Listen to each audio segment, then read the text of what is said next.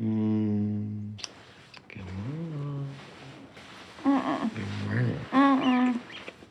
Did you say What's wrong?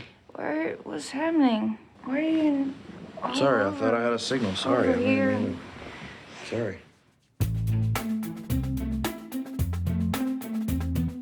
We chose marriage as a source for comedy because marriage is comedy. And tragedy. Marriage is comedy for people who aren't in the marriage.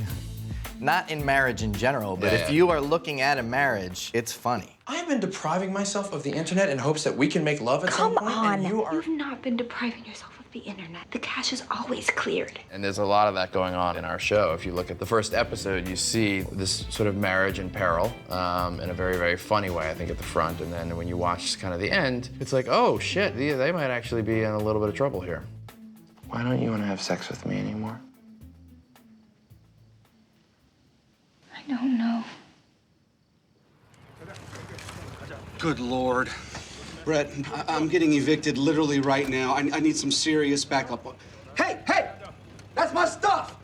That's no es bueno! We're always pushing the tone in our scenes, and we're trying to find that right line of what feels real but is also going to be fun and entertaining at times. Some of the scenes will allow to be very dramatic, and some of the scenes will allow to be funny. But honestly, everything that we do, there's hardly anything that happens in the entire season that wasn't based on something that, you know, we've heard of or something that we've done or some version of something. So that's our litmus test, is just this is how it is, and how real and how dramatic and how funny can we make it.